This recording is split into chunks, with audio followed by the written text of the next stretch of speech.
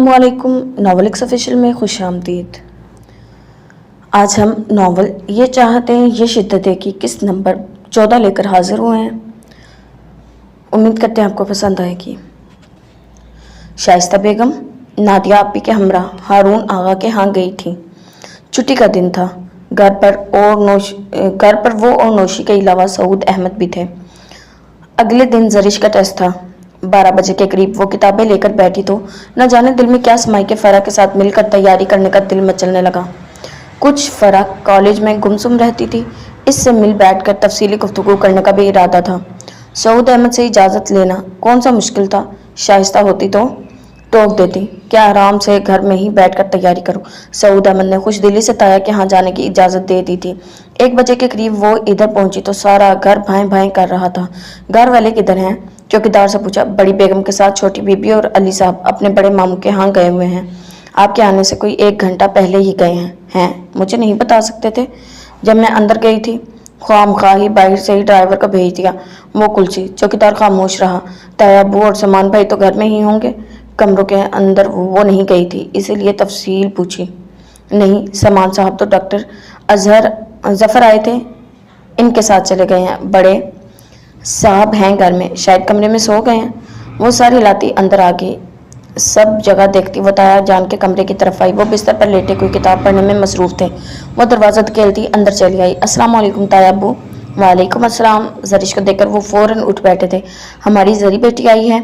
इन्होंने इसके झुके सर पर प्यार करते हुए इसे पास बिस्तर पर बिठा लिया था।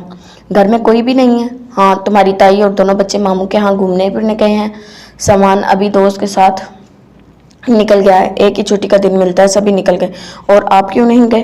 ताया जान के चेहरे से मुस्कुराते चेहरे को देखा। जरिश के लिए इनके चेहरे पर हम वक्त मुस्कुराहट उठती थी, मगर जरिश इस चेहरे की मुस्कुराहट का फीकापन हमेशा महसूस करके उलझ जाती थी। अब भी भेद भरी नज़रों से इनका चेहरा जांचा। अगर मैं भी चला जाता तुम्हारे आने पर तुम्हें कंपनी कौन देता? वैसे आई किसके साथ हो? वो बड़ी सफाई से इसे टाल गए थे। जरिश एकदम दुखी हो गई। न जाने क्यों हर कोई इसे अहमक, मासूम या कोई कम उम्र समझकर टाल देता था, और अब वो ये बात बड़ी शिद्दत से महसूस करने लगी थी। ड्राइवर के साथ मामा और हादिया भी अफान भाई के यहाँ गए हुए थे।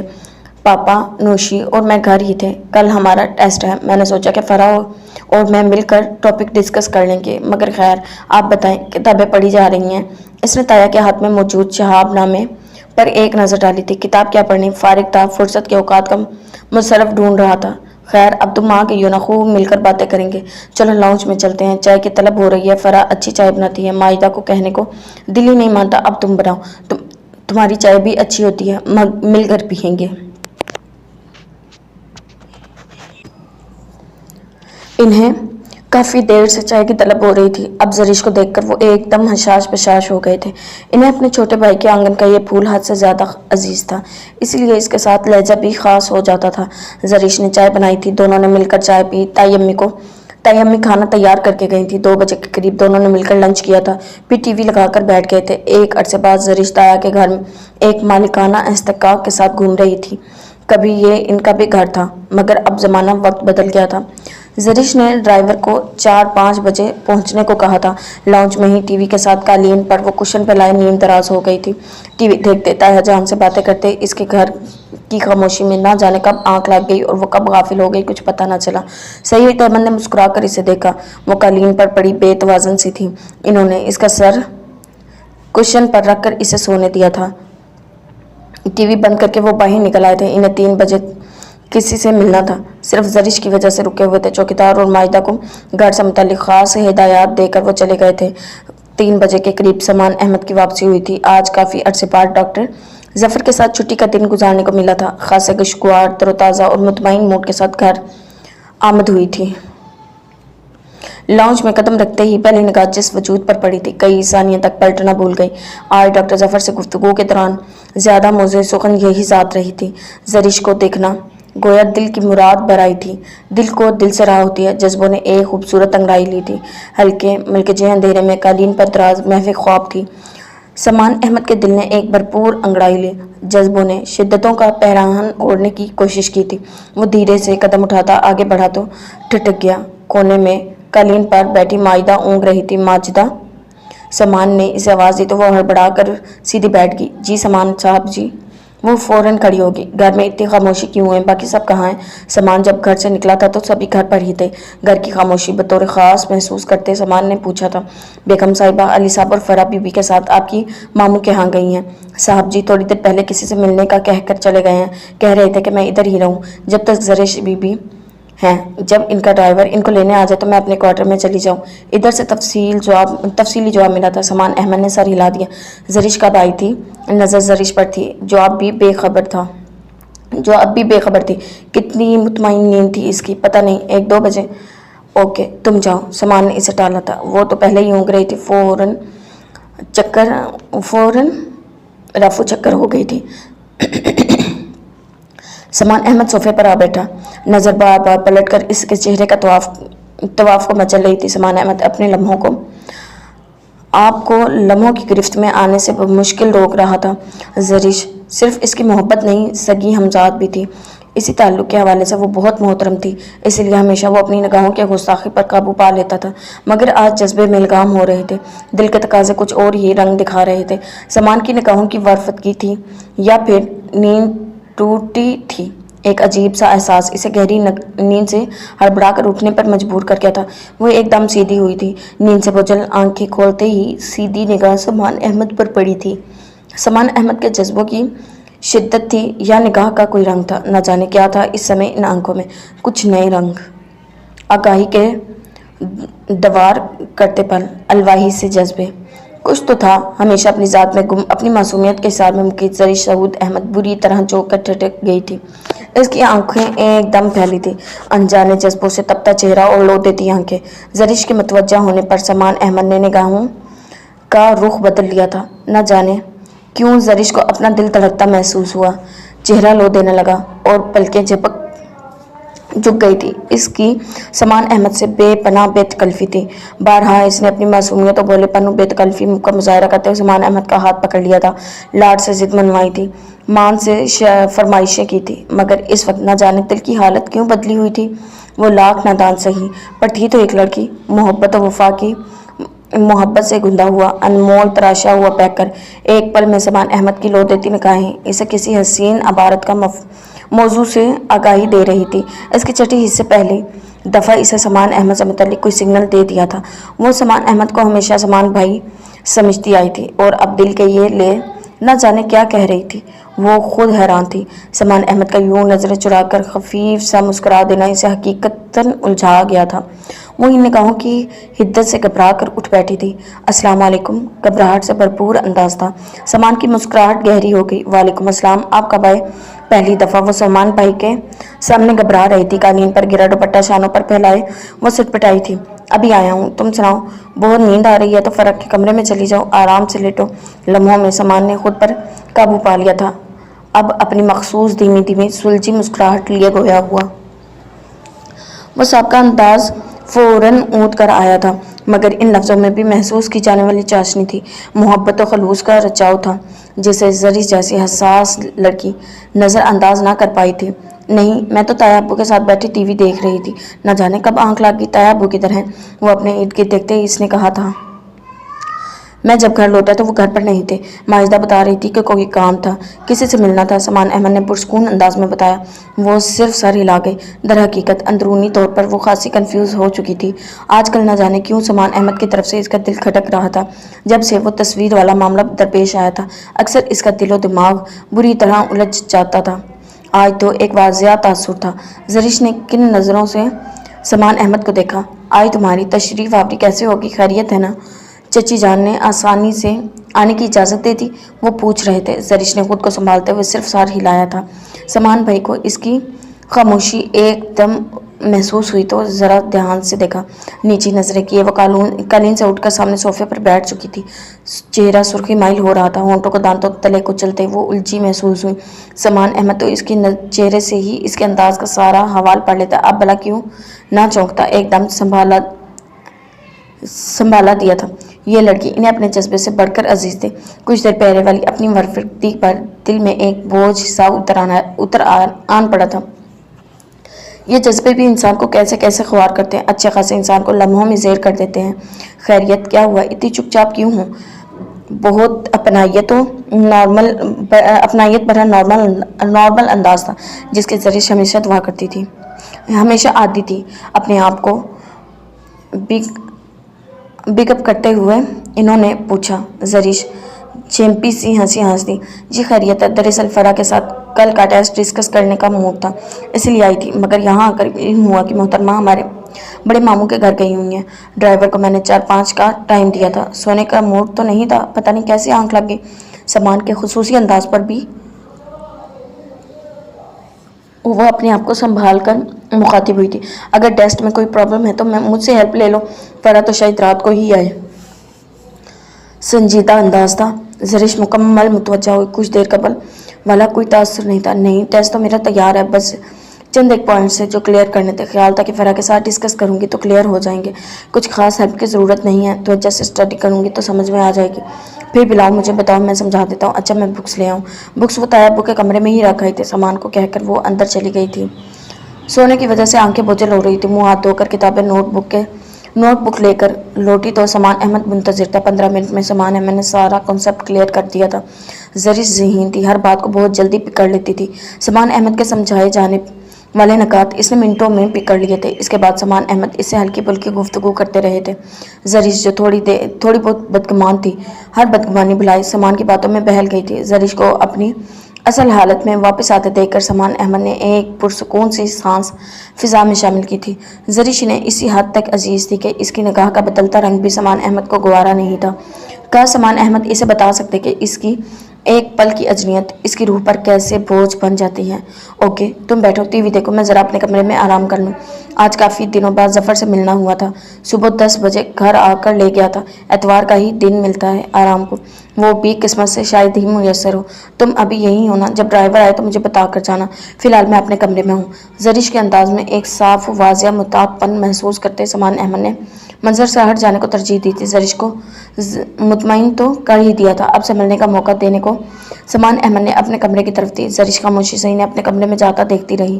کچھ دیر قبل خود پر طاری ہونے والی کیفیت ابھی تک ایسی تھی کہ زریش اسے بھول کر بھی یاد نہیں کرنا چاہتی تھی۔ سو خود کو مصروف رکھنے کے لیے اس نے ٹی وی آن کر لیا تھا۔ 4 بجے تک ڈرائیور کا انتظار کیا تھا، پھر اس نے گھر کال کر کے نوشی سے ڈرائیور کو بھیجنے کو کہا تھا۔ ماما ابھی تک نہیں لوٹی تھی، سو وہ ماما کی آمد سے پہلے ہی گھر واپس پہنچ جانا چاہتی تھی، ورنہ شاید شامت پکی تھی۔ ویسے یہاں آ کر بھی وہ بہت بور ہی ہوئی تھی۔ فرح بھی نہیں تھی، جس مقصد کے لیے تو آئی تھی وہ بیکار ہو گیا تھا۔ ڈرائیور کے آنے میں 15 منٹ باقی تھے، تب تک ادھر ادھر ٹہلتی رہی۔ مائدہ اسے ٹہلتے دیکھ رہی تھی۔ اس وقت وہ کچن میں کوئی نہ کوئی کام کر رہی تھی، مگر آج مکین نہیں تھے تو وہ بھی فارغ تھی۔ آپ کے لیے چائے بناؤں؟ اسے لان میں دیکھ کر مائدہ نے پوچھا تھا۔ میرے لیے؟ وہ اس وقت بہت کم چائے پیتی تھی، اسی لیے مائدہ کو کہا، جی اس وقت گھر میں سبھی چائے پیتے ہیں، چھٹی والے دن جب سب جمع ہوں تو بیگم صاحبہ خصوصی اہتمام کرواتی ہیں۔ اگر آپ کہتی ہیں تو آپ کے لیے کباب تل دیتی ہوں، تیار کر کے رکھے ہوئے ہیں، صرف تلنے ہیں۔ ٹھیک ہے، جب تک ڈرائیور آتا ہے چائے ہی پی لیتے ہیں۔ تم ایسا کرو، کباب تل لو، میں چائے بنا لیتی ہوں۔ سامان بھائی بھی اپنے روم میں ہیں، اگر جاگ رہے ہیں تو ان سے بھی پوچھ لیتے ہیں۔ چائے تیار کر کے اس نے مائدہ کو کہا تو وہ کچن سے نکل گئی۔ زریش نے فرائی پین سے تلنے کباب پلیٹ میں نکالے جو مائدہ تل کر گئی تھی۔ مائدہ فوراً پلٹ آئی۔ میں نے ان کے کمرے میں جھانکا تھا، وہ جاگ رہے ہیں، کچھ لکھ رہے ہیں۔ میں نے انہیں چائے کا کہہ دیا، وہ کمرے میں ہی لانے کو کہہ رہے ہیں۔ چائے اگر وہ گھر میں ہوں تو اپنے گھر والوں میں ہی پیتے ہیں۔ مائدہ کے بتانے پر زریش نے سر ہلا دیا۔ سامان کے لیے ٹرے تیار کر کے اس نے اپنے حصے کا کپ بھی ٹرے میں ہی رکھ لیا۔ جب تک ڈرائیور آتا وہ سامان سے چند ایک باتیں کر لیتی۔ ڈرائیور آئے تو مجھے بتا دینا۔ مائدہ کو ہدایت دے کر وہ ٹرے لے کر سامان احمد کے کمرے کی طرف پلٹ آئی۔ دروازہ آدھ کھلا تھا، ٹرے تھامی تھی، سو بغیر دستک کے ہی اندر چل گئے۔ سامان کمرے میں موجود نہیں تھا۔ اس نے کھڑے کھڑے ہی اطراف میں نظریں دوڑائیں۔ بستر پر بکھرے کاغذات بتا رہے تھے کہ چند لمحے پہلے وہ یہی تھا۔ بستر پر بلیک رنگ کا بریف کیس رکھا تھا، احترام میں کئی کاغذ بکھرے ہوئے تھے، 1-2 ڈائریاں تھیں۔ زریش نے سائڈ ٹیبل پر ٹرے رکھ دیا۔ باتھ روم کا دروازہ کھلا ہوا تھا، نہ جانے سامان احمد کہاں تھا۔ اس نے متجسس نگاہوں سے ڈریسنگ روم کی طرف دیکھا، دروازہ بند تھا، نہ جانے وہ اندر تھے یا نہیں اندازہ لگانے کی کوشش کی تھی، اور پھر بستر کے کنارے ٹک گئی۔ بستر پر بکھیرے کاغذات پر نظر ڈالتے اس نے ایک کاغذ اٹھا لیا۔ انتہائی خوبصورت لکھائی میں کوئی نظم درج تھی۔ زریش کو شعر و شاعری سے کوئی خاص شغف نہ تھا، تو سرسری نظر ڈالی تھی مگر نگاہیں ٹھہر سے گئی تھی۔ میں اسے واقف الفت نہ کروں، عنوان اچھا تھا اور دل فریب بھی۔ زرش کی نظروں کا کاغذ پر پھسلتی چلی گئی تھی۔ سوچتا ہوں کہ بہت سادہ و معصوم ہے وہ، میں ابھی اس کو شناسائے محبت نہ کروں، روح کو اس کے اسیر غم الفت نہ کروں، اس کو رسوا نہ کروں، وقف مصیبت نہ کروں۔ موتی موتی پروئی لکھائی، ایک ایک لفظ واضح اور روشن تھا۔ سوچتا ہوں کہ ابھی رنج سے آزاد ہے وہ، وقف درد نہ کروں، خوگر آرام نہیں، سحر عشق میں اس کے اگر شام نہیں، زندگی اس کے لیے زہر بھرا جام نہیں۔ زرش کے عذاب پر یہ الفاظ بہت بری طرح اثر انداز ہو رہے تھے۔ ایک بے چینی نے اس کے وجود کے اندر سر ابھارا تھا۔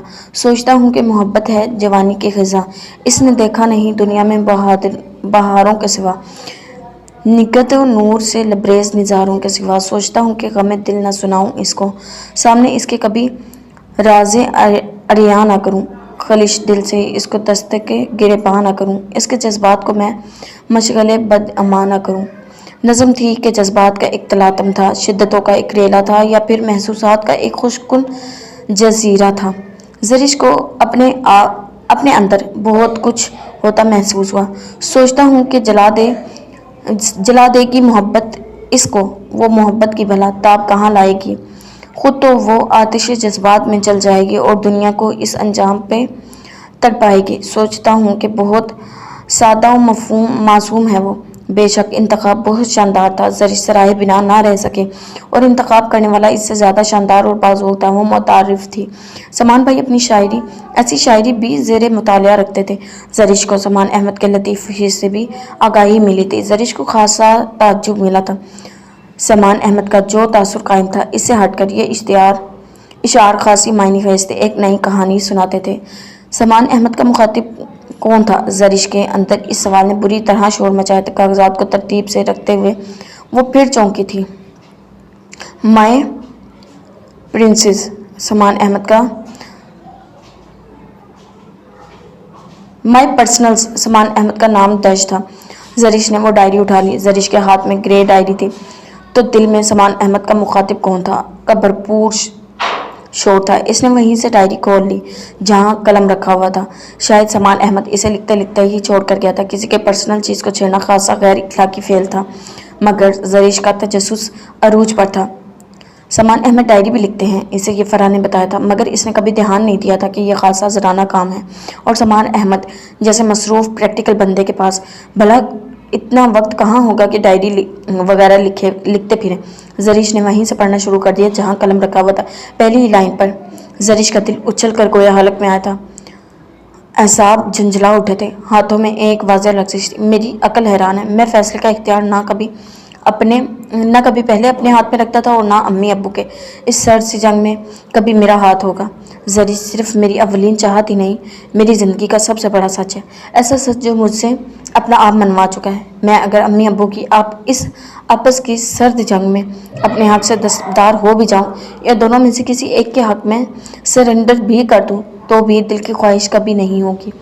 زرش سعود احمد کو اپنے احساب ساتھ چھوڑتے محسوس ہوئے۔ لفظ سادہ اور عام فہم تھے، مگر ادراک اسے زلزلوں کی زد میں لے آیا تھا، گویا پوری ذات ہی ہل گئی تھی۔ کبھی کبھی جذبات کا ریلا بھی انسان کو کیسے بے بس کر دیتا ہے۔ زرش پر نظر پڑتے ہی تو دل چاہتا ہے بس حد سے گزر جاؤں، اور شاید میں گزر بھی جاؤں، مگر طبیعت گوارا نہیں کرتی۔ سب سے بڑھ کر تو یہ میں اس معصوم اور اچھی لڑکی کے اعتماد کو ریزہ ریزہ کرنے کا حوصلہ خود میں نہیں پاتا۔ مجھے اب محسوس ہو رہا ہے زرش میری طرف سے الجھنا شروع ہو گئی ہے، مگر میں کیا کروں؟ ہزار چاہوں بھی تو اپنی بے اختیاریوں پر قابو پانا قطعی مشکل ہو جاتا ہے۔ بعض اوقات تو ضبط کے کئی مراحل سے گزرنا پڑتا ہے۔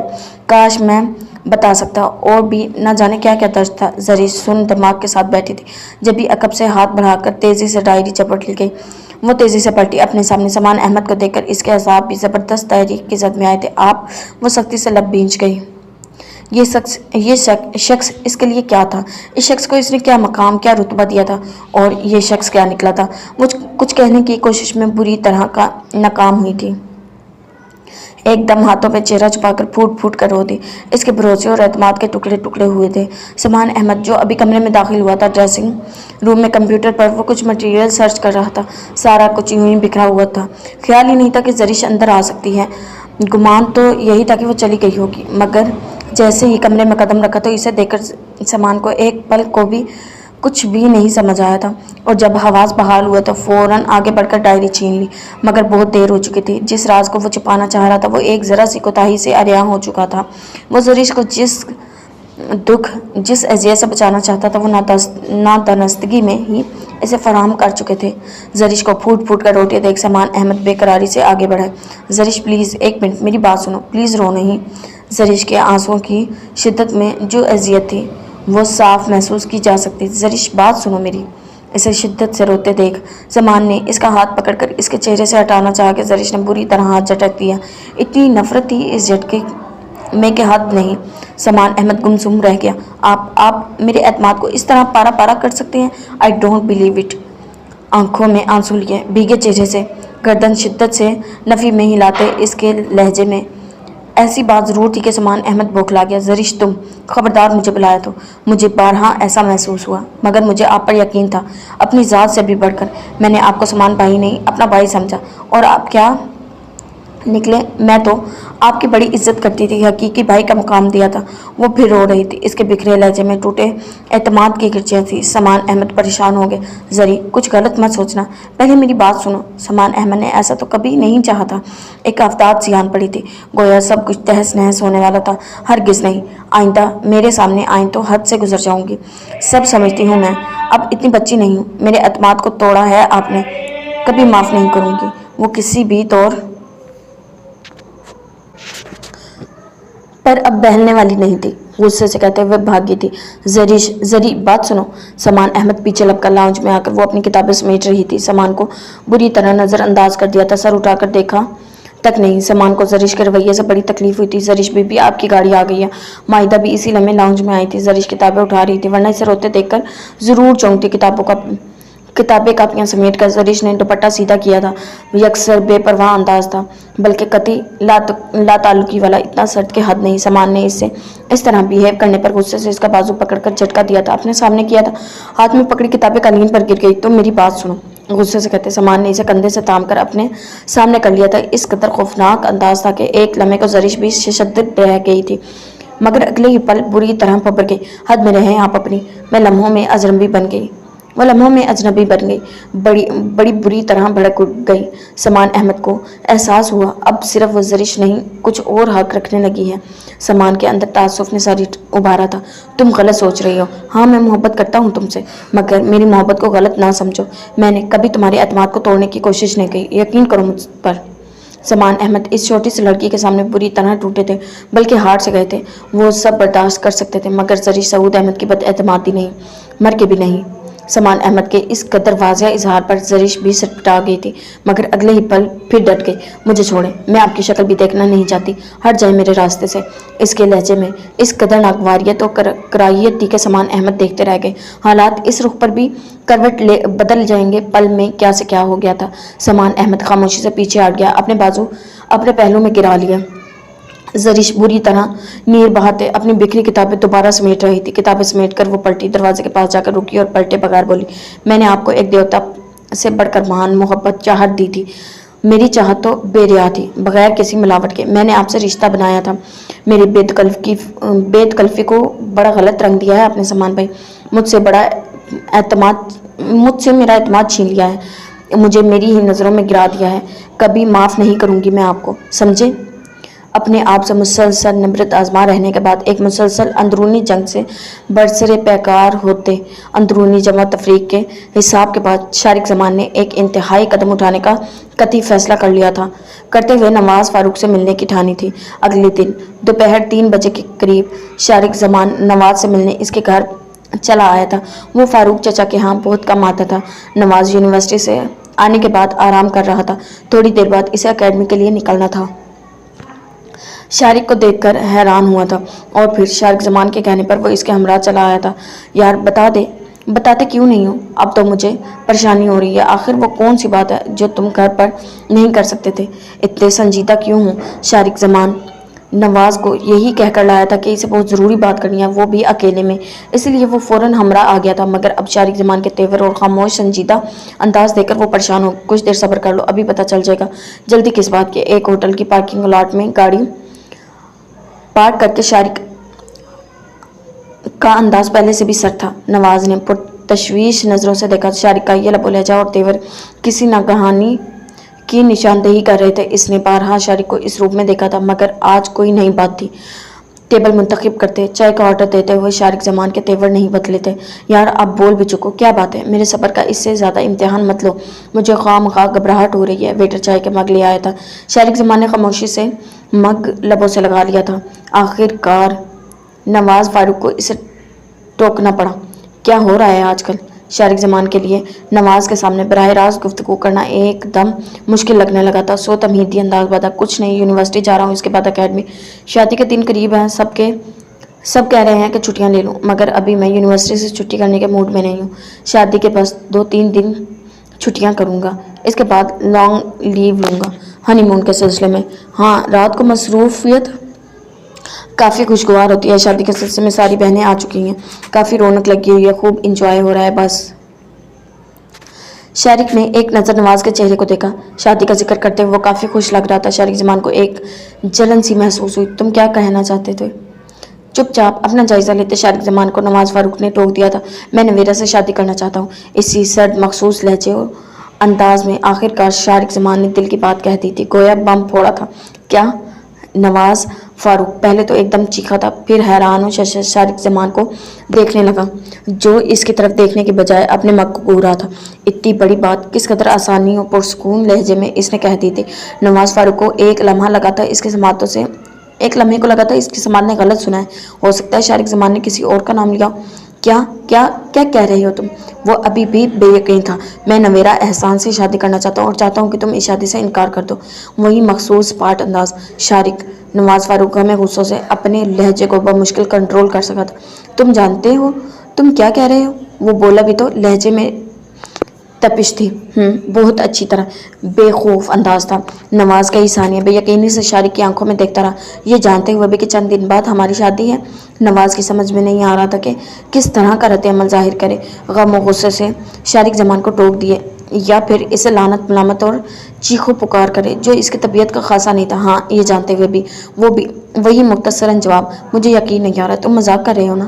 شارق زمان نے نواز فاروق کو دیکھا، وہ جیسا منتظر تھا شارق ابھی کہے گا کہ ہاں میں مذاق کر رہا ہوں، میرا مقصد تمہیں محض ستانا تھا، مگر وہ بولا بھی تو کیا، نہیں میں سنجیدہ ہوں۔ نواز کو اب حقیقتاً لگا تھا کہ شارق زمان نے کھولتا ہوا پانی اس پر انڈیل دیا۔ تمہاری اس ساری بکواس کی میں وجہ پوچھ سکتا ہوں؟ اگلے ہی لمحے وہ اپنے لب و لہجے پر بغیر کنٹرول کیے غم و غصے سے پوچھ رہا تھا، مگر مجھ سے نہیں، نویرہ سے پوچھنا کہ وہ اسپتال کیوں پہنچی۔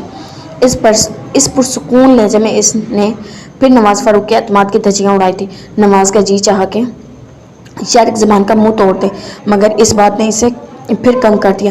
نویرہ ہمارے ہاں ٹھہری ہوئی تھی، جس رات تم لوگ مل کر گئے تھے وہ اچھی بھلی تھی، ایک دم سے کیا ہوا کہ اگلے ہی دن وہ انتہائی نازک حالت میں ہسپتال میں داخل ہوگی؟ کوئی تو وجہ ہوگی، تم نے نویرہ سے پوچھا نہیں؟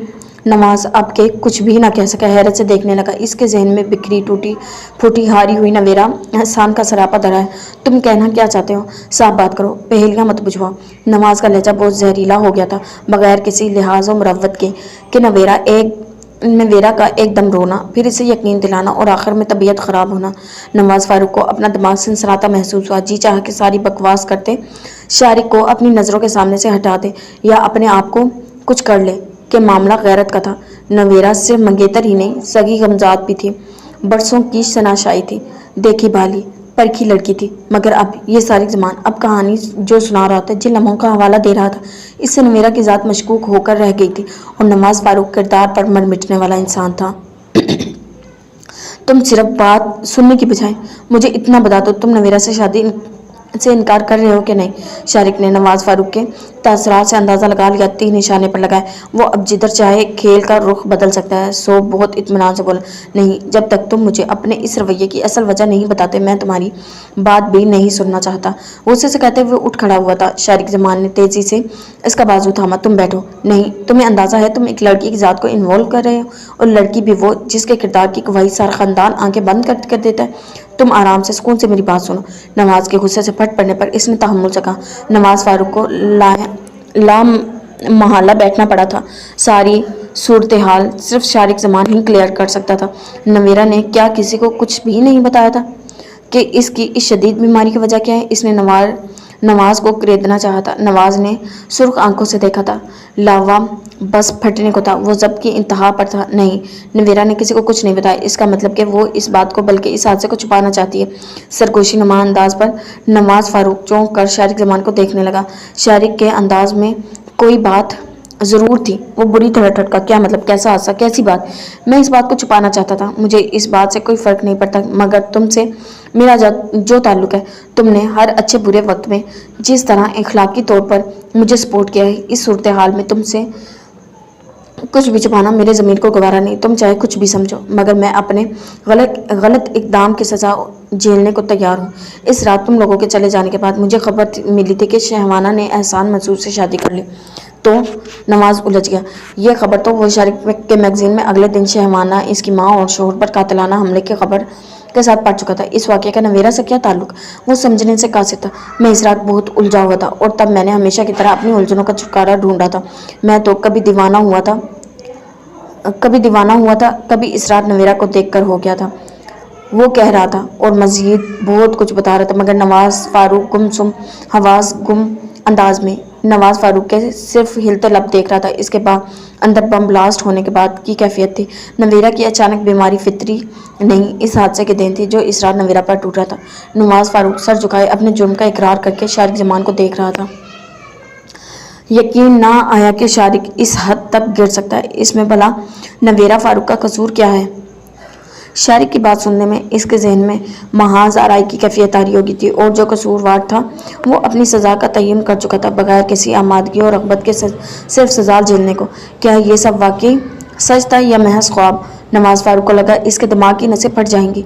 इसने सर अपने दोनों हाथों में गिरा लिया था। इसके इस्तफसार पर नवीरा का यूँ रिएक्ट करना, शिद्दत से टूट कर रोना और फिर तबीयत ख़राब करना बेमायनी तो नहीं था। इसके पीछे असल वजह ये थी, वो शिद्दत रह गया। ये तमाम तर जहन के किसी दरीचे में भी नहीं था। मैं अपना जुर्म कबूल करता हूँ। मैं नवीरा से शादी करना चाहता हूँ, और प्लीज़ तुम इस मामले को अपने तक रखो।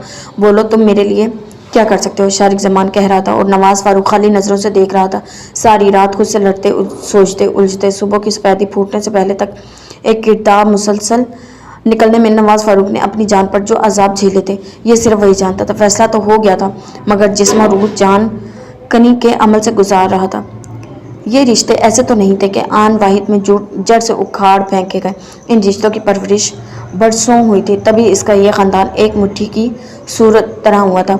मगर अब नवाज फारूक को लग रहा था कि इस ख़ानदान की बुनियाद हिलने को है। शारिक जमान का किया जाने वाला इंकशाफ इतना ही जानलेवा था कि नवाज फारूक को अपना बर्फ़ की सिल में डलता महसूस हो रहा था, और कभी लगता था कि पूरे वजूद में खून की जगह शरारे दौड़ रहे हों, शोले भड़क उठे हों। ये सच था कि नवीरा एहसान को इन्होंने दिल की गहराइयों से अपनाने की कोशिश की थी, मगर अब शारिक की बात सुनकर वो शद्दत रह गए थे। नवीरा को सिर्फ एक कज़न समझकर भी सोचा जाता तो भी अजियत के कई पहलू निकलते थे। ये हमारे माशरे का अलमिया है। मर्द कुछ भी करे, सुरखरू करे, एक दफ़ा औरत की कलाई थाम कर इसे बेबस कर सकता है, और फिर नए जहानों दरियाफ्त करने भी निकल सकता है। इसकी राहें रोशन की रोशन रहती हैं। शजाअत और अतात के मुजाहरे के दिन औरत के मुकद्दर में सिर्फ रसवाई ही आती है। नस्लों का इफ्तिखार मिट्टी में मिल जाता है, चाहे खुशी हो, मजबूरी हो या ज़बरदस्ती। रुसवा तो हो ही जाती है, और ये रसवाई सारी ज़िंदगी आसेब की तरह इसके साथ चिमट जाती है। लम्हा लम्हा इसे तड़पाती है, इसे भयानक लम्हों का एहसास दिलाती है। नवाज फारूक को रह कर इन लम्हों का कुर्ब बेचैन कर रहा था, जिन लम्हों में अपने वजूद से बेपरवाह होशो हवास से बेगाना नवीरा एहसान अस्पताल के कमरे में थी। वो लम्हे जैसे कि आंखों में ठहर गए थे। क़यामत ज़मीन पर आए या किसी वजूद पर आसार वाज़ेह ज़रूर होते हैं। देर या बदेर एक रंग ज़रूर दिखता है। طوفان چاہے جذبوں کا ہو یا پانی کا، بہت کچھ بہا کر لے جاتا ہے، کبھی زمین کو بنجر کرتا ہے تو کبھی وجود کو۔ تباہی کے بعد کا منظر بڑا ہی بھیانک ہوتا ہے۔ ایک چیز واضح اور صاف تھی، کھیتی ہری بھری ہو تو اس پر ویرانی اور بربادی کے اثرات بھی بڑے واضح اور بھیانک ہوتے ہیں۔ ایک نقصان عمر کا ہوتا ہے، ایک خسارہ تازست مقدر میں لکھا جاتا ہے، اور نویرہ احسان کسی خوشحال ہری بھری کھیتی سے کسی طور کم نہ تھی، بلکہ کھیتی سے بڑھ کر ہی تھی۔ نواز فاروق نے آہستگی سے تصویر دراز میں ڈال دی تھی۔ یہ تصویر نویرہ کے گھر منگنی والے دن کی تھی اور مستقل اس کے پاس ہی تھی۔ نویرہ اسے پسند تھی، ایک کزن کی حیثیت سے اسے ہمیشہ اچھی لگتی تھی۔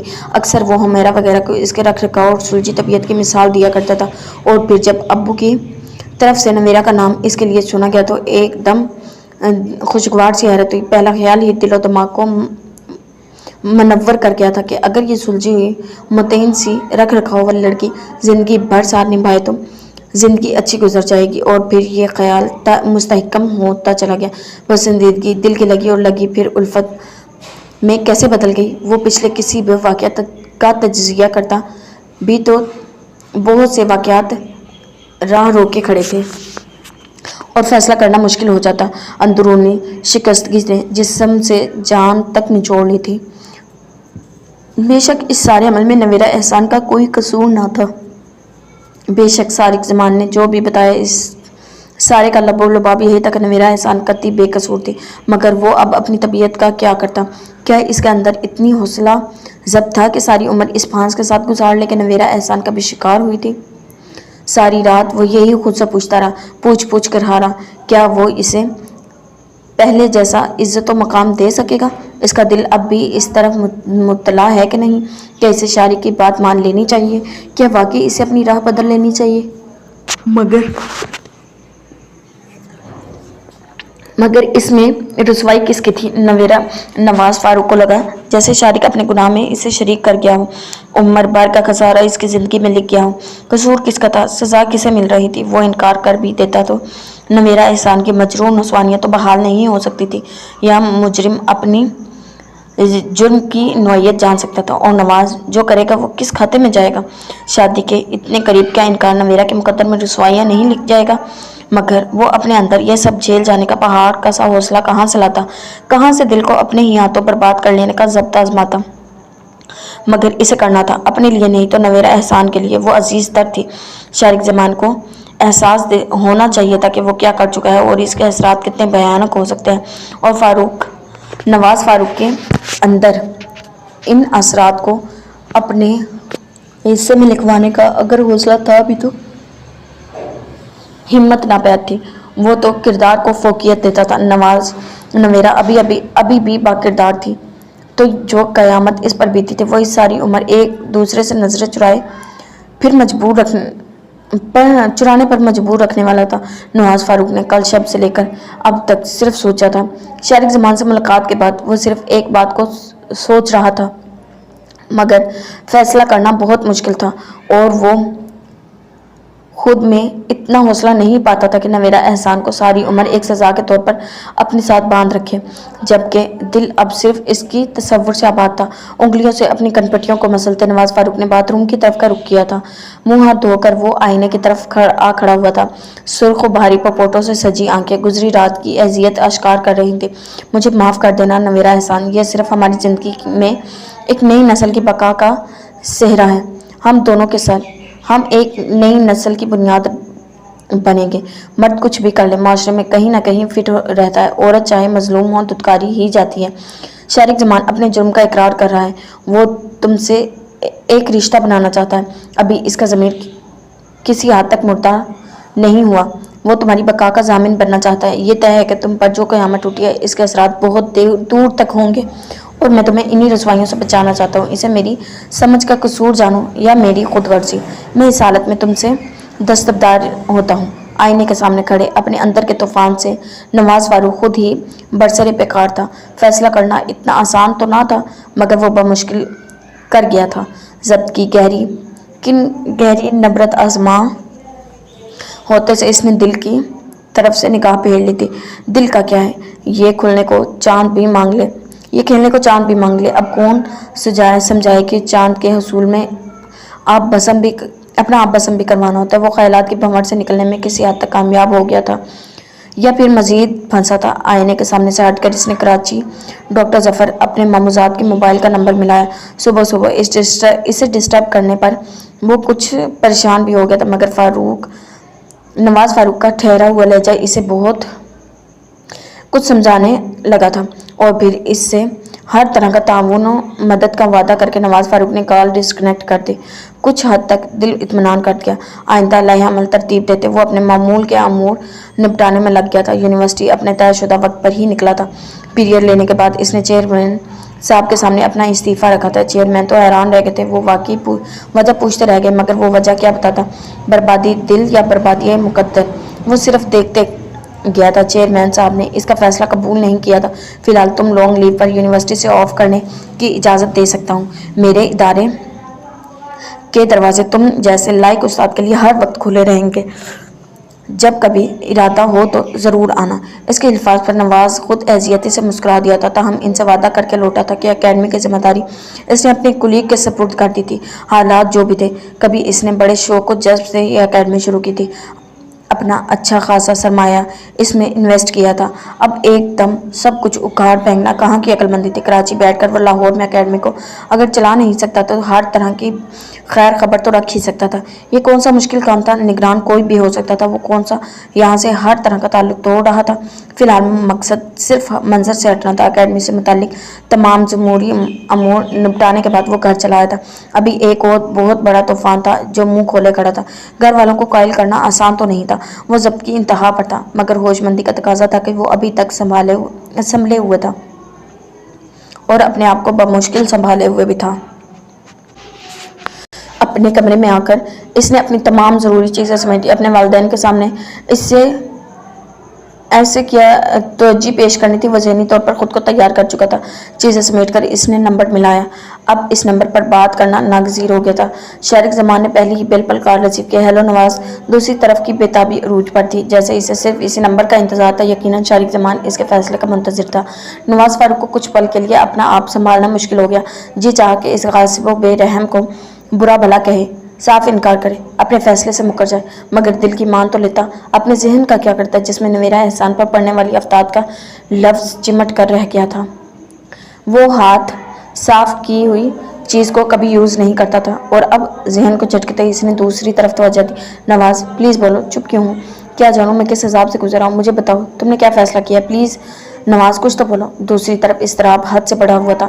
نواز فاروق ایک لمحے کی چپ گزر رہی تھی، بے چینی اور بے قراری حد سے سوا تھی۔ میں امی ابو کے سامنے آج انکار کر دوں گا، میں کراچی جا رہا ہوں۔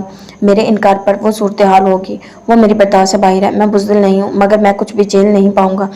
آگے کی صورتحال جو بھی ہوگی وہ تمہیں خود سنبھالنا ہوگی۔ شارق زمان سے گفتگو کرتے ہوئے وہ خود بخود اس کا لہجہ سرد و سپاٹ ہو گیا۔ یہ شخص جسے اس نے اپنے سگے بھائی کی طرح سمجھا، اس کے لیے کسی طرح شدید نقصان کا سبب بنا تھا۔ کاش وہ ضبط کر سکتا یا پھر محاسبہ کر سکتا، جھنجھوڑ کر برا بھلا کہہ سکتا۔ کیا واقعی وہ بے یقین تھا؟ نواز فاروق کے اندر نفرت نے ایک دم سر ابھارا تھا۔ سختی سے ہونٹ بھینچے کال کاٹ دی۔ کیا واقعی؟ کسی خوشی سے بھرپور آواز تھی، اور نواز کن عذابوں سے میں گر گیا تھا۔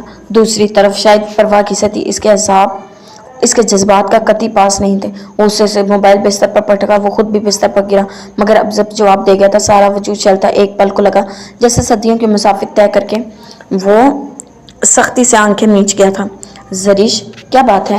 میں مسلسل دیکھ رہی ہوں، تم بہت پریشان نظر آ رہی ہو۔ Any problem?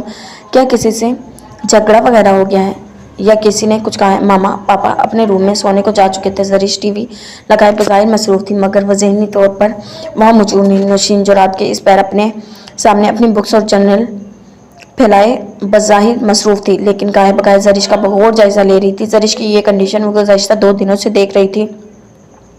پرسوں اتوار تھا، کل سوموار تھا، مگر زریش کالج نہیں گئی تھی۔ وہ کبھی بلا وجہ چھٹی نہیں کرتی تھی، مگر اب اس نے کی تھی۔ آج وہ گئی تھی، مگر زریش کا گمسم انداز جوں کا توں تھا۔ شائستہ بیگم کا اسے اندازہ نہیں تھا، مگر خود نوشین بڑی شدت سے زریش کی مسلسل چپ بلکہ سم بکم والی کیفیت نوٹ کر رہی تھی، اور اب ٹوٹ گئی۔ کیا ہوا ہے؟ کیا کہہ رہی ہو؟ नौशीन के इस्तफसार पर वो एकदम इससे देखे गई थी। नौशीन को ज़रिश की कैफियत में मौजूद नमी ज़रिश की आंखों में मौजूद नमी देखकर एकदम धचका लगा था। ज़रिश क्या बात है? अगले ही लम्हे वो सब कुछ एक तरफ हटाकर इसकी तरफ साथ बैठी ज़रिश मुस्कुराई, फिर फ़ौरन निगाहें फेर गई। कुछ भी नहीं, बस टीवी देख रही हूँ। ये सीरियल अच्छा है, काफ़ी दिलचस्प है, इसने बात हवा में उड़ाना चाहिए। वो साफ महसूस हो रही थी। नौशीन ने खुशती निगाहों से ज़रिश के चेहरे का हिसार बांधा था। ज़रिश उलझ कर रह गई थी। पता नहीं, मुझे यूँ महसूस हो रहा है तुम कुछ उलझी हुई हो। कोई बात है जो तुम्हें अंदर ही अंदर तकलीफ दे रही है। ऐसी क्या बात है? तुम मुझसे भी शेयर नहीं करोगी? ज़रिश के हाथ से रिमोट कंट्रोल लेकर इसने आवाज़ धीमी करके कहा तो ज़रिश लब पींच कर मुतहर्रिक स्क्रीन को देखती रही। इस समय इसे अपने चेहरे को बेतासुर रखने के लिए काफ़ी जद्दोजहद करना पड़ी थी। एक अजीब सा अजाब से गुजर रही थी। वहम है तुम्हारा और कुछ नहीं। वो खुलकर हंसी थी। नौशी को इसकी हंसी का खोखलापन शिद्दत से महसूस हुआ था। मेरा नहीं ख्याल कि हम बहनों में ऐसी हालात कभी रही हो कि हम किसी से कुछ पाएं। मुझे लगता है तुम बहुत ज़्यादा डिसहार्ट हुई हो किसी बात से। हर वक्त तुम्हारी आंखों में मैंने एक नमी देखी है। तुम इसे मेरा वहम कहकर मत डालो। हम दोनों आपस में इतने बेतकल्लुफ़ तो हैं कि हर बात खुलकर एक दूसरे को कर सके। आराम से मुझे बताओ क्या मसला है? इसने ज़रिश की हंसी के खोखलेपन को अपने दिल से महसूस किया। नौशीन को ज़रिश का यह अंदाज़ बहुत तकलीफ दे रहा था।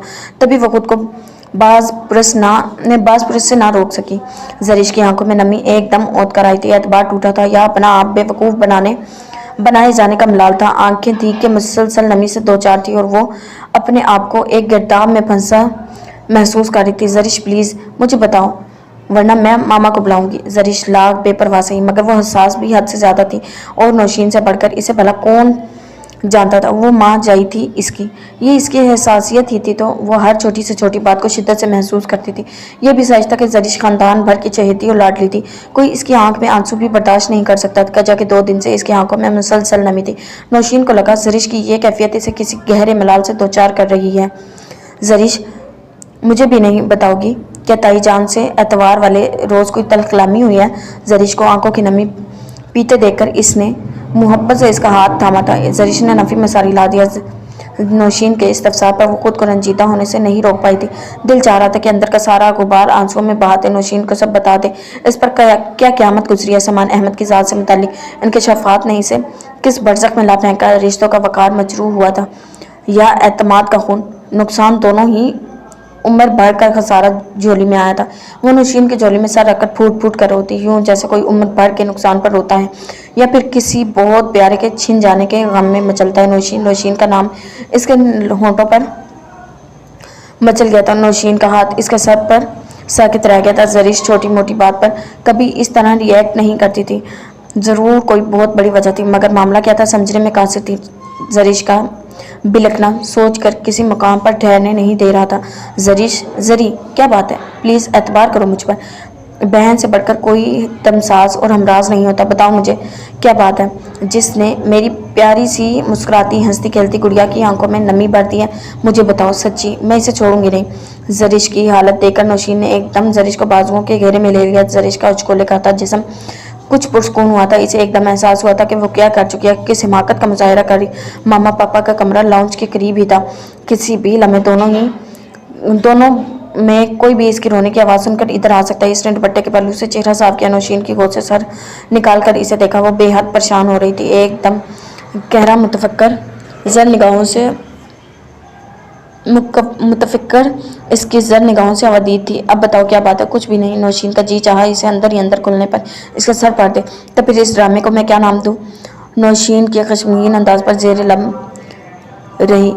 ठीक है, तुम मुझे नहीं बताना चाहती ना सही। जब से तुम तायाबू के हाथ से लौटी हो तुम्हारी यही हालत है। परसों रात मैं स्टडी के बाद अपने कमरे में गई तो तुम्हारे रूम के पास गुजरते हुए तुम्हारी सिसकियाँ सुनाई दे रही थी। मैंने अपना वहम जाना, मगर तुम्हारा अब यह ड्रामा किसी तो भी हजम नहीं। मैं मामा को बुलाती हूँ। तुम मामा पापा से तो कुछ भी नहीं छुपाओगे। वो धमकी अमेज अंदाज में कहते हुए उठ खड़ी हुई थी। ज़रिश ने एकदम बौखलाकर इसका हाथ थाम लिया। नौशी प्लीज़। वो अपने घुटनों में मुंह छुपाकर फिर रो दी थी। नौशी को एहसास हुआ बात छोटी मोटी नहीं है, यकीनन बहुत बड़ा हादसा हुआ है। मैं खुद भी नहीं जानती क्या हुआ है, बस मुझे तो लग रहा है मैं अपना तमाम तर गुरूर, अपनी सारी हस्ती का इफ्तिखार, उम्र भर का मान खो आई हूँ। मैं तो अभी तक अपने नुकसान का अंदाज़ा नहीं कर पाई। तुम्हें क्या बताऊँ मुझे क्या हुआ है, किस अजाब से दो चार हुई रोंदी आवाज़ में ऐसा मलाल, ऐसा दुख पहना था कि नौशीन चुपचाप घुटनों के बल इसके सामने बैठ गई। फिर भी कहने सुनने से दिल का बोझ हल्का हो जाता है। इसे तसल्ली, हाँ मगर क्या कहूँ, बेवकूफ़ तो मैं खुद ही थी जो ये चीज़ बारहा महसूस की, जो बात 1000 बार दिल पर क्लिक करती गई। इस तरफ से बेपरवाह रही। अहमक तो मैं खुद थी, शायद अहमक के अजीम। अपनी सोचती हूँ, अब सोचती हूँ कि गुजरे लम्हों को उंगलियों पर गिनती हूँ तो अंदाज़ा हो रहा है कि मुझसे बढ़कर इस दुनिया में कोई अहमक को बेवकूफ़ नहीं। उम्र भर का नुकसान लिखवाया है, इतना अनमोल रिश्ता खो दिया है जिसको मैंने आकाश समझा वही ज़मीन निकले। या मेरी बेवकूफ़ी ने मुझे इस नुकसान अजीम से दो चार किया, क्या बताऊँ। मलाल दुख से भरी आवाज़ नौशीन का दिल कट कर रह गया था, जरीश पर टूट कर प्यार आया था। वो नरमी से हाथ थाम कर सहलाती रही। तुम सारी बात बताओ, मैं फैसला करूँगी तुम बेवकूफ़ हो या वाकई नुकसान अजीम हुआ है। इसने हल्के फुल्के मगर संजीदा अंदाज में जरीश को इस भंवर से निकालना चाहा था जिसमें 2 दिन से मुसलसल उलझी हुई थी। जरीश ने एक गहरी सांस ली और एतवार वाले रोज़ का सारा वाक़या नौशीन हैरानी से सारी रुदा सुन। ओ माय गॉड जरीश, तुमने समान भाई को ये सब कहा? ये सुनने के बाद इसने लब कुशाई भी की थी। जरीश ने शिकायती नज़रों से देखा। इस वक्त मेरा दिल चाह रहा था कि मैं इन्हें कत्ल कर डालूं। वो जज्बाती हो रही थी। नौशीन ने दहल कर जरीश का चेहरा थामा जिस पर गुस्से की लाली बड़ी थी। नहीं जरीश, समान भाई गलत हरगिज़ नहीं है, वो तुम्हें हकीकतन पसंद करते हैं। यकीन करो। समान से मुतल्लिक इस इंकशाफ के बाद नौशीन ने जरीश के ख्यालात और तेवर को समझकर फ़ौरन समान के हक में बोलना चाहा तो जरीश बुरी तरह भड़क उठी। मैं इनका नाम भी नहीं सुनना चाहती। नफरत सी महसूस हो रही है मुझे इनके तसव्वुर से भी। इन्होंने मेरी कम उम्री या मेरी बेवकूफ़ी को क्या समझा, इतनी अहमक होकर मैं इनकी किसी अनहोनी ख्वाहिश की तकमील करूंगी। कम से कम इन्हें अपने मनसब का ही अंदाज़ा लगा लेना चाहिए था। ठीक है, मेरी तबीयत लाउबाली बन सही, मैं 1000 चाहूँ भी तो अपनी तबीयत के इस रंग को संजीदगी में नहीं डाल सकती। मगर मैं इसका ये मतलब नहीं कि मैं किसी की गलत सोच का महवर बनूं। इन्होंने इतनी घटिया सोच रखी कैसे मेरे बारे में। वो एकदम आतिश फशां की तरह फटी और फिर कहती चली गई। नौशीन को इस लम्हे जरीश पर बेपनाह तरस आ रहा था। हमारे लिए तो ये कुछ भी नया नहीं है। हाँ, मुझे ये गलत फहमी थी कि शायद तुम्हें समान भाई के जज्बात का थोड़ा बहुत अंदाज़ा हो। आखिर को लड़की जात हो और औरत तो अपनी तरफ उठने वाली मर्द की हर निगाह पहचान लेती है। मकाम इसके बारे में क्या सोच रहे हैं, मुझे हैरत हो रही है। तुम्हें ज़रा भी अंदाज़ा नहीं था। अब की बार चौंकने बारी जरीश की। तुम जानती थी? कैसे? फूफो के यहाँ एक दफ़ा गई थी, तुम याद होगा, जिस दिन समान भाई के यहाँ इनकी और फौजिया आपी की शादी का किस्सा चल रहा था। इस दिन केसरा खाला फूफो से मिलने आई हुई थी। अंदाज़ा हुआ कि समान भाई की क्या ख्वाहिश है और तायाबू क्या चाहते हैं, बल्कि किस हद तक मामा पापा भी यही चाहते हैं कि तुम्हारी बात समान से तय करें। मगर ताई अम्मी के रवैये की वजह से इनकारी हैं। और तुम तो ये भी नहीं जानती कि ताया अब्बू ने पापा से तुम्हारे और समान के रिश्ते की बारहा बात की है, मगर पापा हर बार टाल देते हैं। दरअसल वो दुरुस्त वक्त का इंतजार कर रहे हैं। वो इंकशाफ कर रही थी और जरीश की वो कैफियत थी कि काटो तो बदन में लहू नहीं है। तुम्हें ये सब किसने बताया? इसे अपनी आवाज़ किसी गहरे कुएं से आती महसूस हुई। हादिया बने जरीश जितनी बेयकीन थी, नौशी इतनी मुतमईन थी।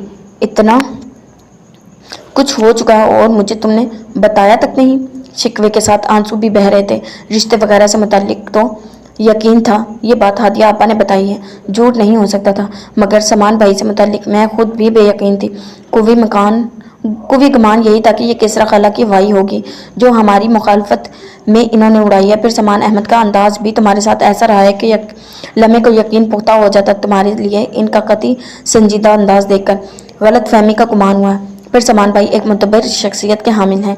इसके बारे में किसी से कुछ पूछने या कहने से एतराज़ बढ़ती रही कि हो सकता है मेरा वहम हो, सिर्फ केसरा खाला की उड़ाई हो। नौशीन के पास हर बात का जवाब था। जरीश की आंखें बह निकली थी। अपना आप इस वक्त बहुत अहमक लग रहा था, यानी कि सिर्फ वही बेखबर थी। समान भाई बहुत अच्छे सुलझे हुए इंसान है, ख़ानदान के हर दिल अजीज़ और मोतबर शख्स। केसरा खाला और ताई अम्मी की मुखालफत रवैये से हट कर देखा जाए तो समान भाई से बढ़कर तुम्हारे लिए कोई भी मुनासिब ना होगा। मगर जरीश ने एकदम तंबीही निगाहों से देखा। नौशी मुस्कुरा दी। इतना ज़्यादा ज़ूदो रंज होने की ज़रूरत नहीं। ये ठीक है तुमने इन्हें हमेशा एक बड़े भाई की नज़र से देखा, बल्कि सगे भाई का मकाम दिया, लेकिन ये भी सच है समान भाई की शख्सियत मुस्लिम है, इनसे नज़र बचाना नामुमकिन है। हज़ारों लड़कियां होंगी मगर वो तुम्हारी तरफ मुतवज्जा हैं। सिर्फ दिल का मामला होगा। वो इनकी शख्सियत को ये कतई ज़ेब नहीं देता कि वो तुम्हें या किसी भी लड़की के मुतालिक कोई बात कह देते या लिख देते। अपने दिलो दिमाग की गिरहें खोलो। इन्हें कबूल करना या रद्द करना दूसरा मामला है। फिलहाल तो तुम इनकी पूरी ज़ात की नफ़ी कर रही हो, इनके किरदार पर उंगली उठा रही हो। वो तुमसे दिल से इन्वॉल्व हैं। ये क्यों नहीं सोचती? अगर तुम ये समझ रही हो कि सिर्फ नाजुक समझकर वो तुम्हारी तरफ मुतवज्जा हुए हैं तो तुम गलत हो। वो मैच्योर पर्सनालिटी रखते हैं। मुझे नहीं पता तुम क्या कह रही हो, मुझे तो ये बकवास लगता है। फिल्मी सिचुएशन है, हकीकत से करती ला ताल्लुक। मैं तो इतना समझ रही हूँ कि इन्होंने मेरे साथ गलत किया है। अगर वो इस तरह इन्वॉल्व थे तो इन्होंने मुझे इस तरह धोखा देने की कोशिश क्यों की? क्यों मुझे बेवकूफ़ बनाया? नौशी, मुझे बारहा इनकी बातों से, इनके रवैयों से अंदाज़ा हुआ कि इनका रवैया मेरे साथ अपनाइए से बढ़कर है, मगर खुदा की कसम मैंने कभी इस तरफ ध्यान नहीं दिया कि वो इस तरह भी सोच सकते हैं। या शायद मैंने इन्हें जो मकाम जो रुतबा दिया था, मैंने इस मकाम और मर्तबे से हटकर इन्हें कभी देखा ही नहीं था। ये मेरी बेवकूफ़ी है। मैंने इन्हें हमेशा सिर्फ समान भाई ही समझा था। हमारा भाई नहीं है। इन्हें भाई का मकाम मैंने दिल से दिया था, बल्कि हर लम्हा इस मकाम की पासदारी भी की थी। अगर मुझे इल्म होता कि वो इस हद तक चले जाएंगे तो बाखुदा मैं कभी इनसे इतनी बेतकल्लुफ़ ना होती। तुम्हें अंदाज़ा ही नहीं मेरा नुकसान कितना बड़ा है। मैंने सिर्फ समान अहमद को नहीं खोया, बल्कि मोहब्बत और एतमाद की दौड़ में लिपटा भाई का रिश्ता खो दिया। काश मेरे दुख का कोई अंदाज़ा कर सके, मेरा मकाम, मेरा एतबार कोई लौटा सके। वो फिर हाथों में चेहरा छुपा कर रो दी थी। इसका नुकसान वाकई शदीद तरीन था। नौशी चुपचाप देखे गई। जरिश के बेरिया आंसू इसकी समान अहमद से बेरिया मोहब्बत के गवाह थे। वो मोहब्बत जो एक मुकद्दस रिश्ते से लिपटी हुई थी। वो खामोशी से जरिश की कमर सहलाती रही कि जरिश से फिल वक्त समान अहमद से मुतल्लिक कुछ भी कहना सुनना बेकार था। जरिश के बेलचक अंदाज से साफ लग रहा था कि वो जो ठान चुकी है, वो सोच चुकी है, अब इस सोच पर कार्यबंद रहेगी और हर हाल में रहेगी। जी तो जनाब, ये थी हमारी आज की किस्त। उम्मीद करते हैं पसंद आई होगी। अगर आपको किस्त पसंद आई है तो वीडियो को लाइक करें, बेल नोटिफिकेशन को ऑन करें ताकि हर आने वाली नई वीडियो आप तक आसानी पहुंच सके, और कमेंट पे अपनी राय का इजहार लाजमी किया करें। मिलते हैं एक नई किस्त के साथ। अल्लाह हाफिज़।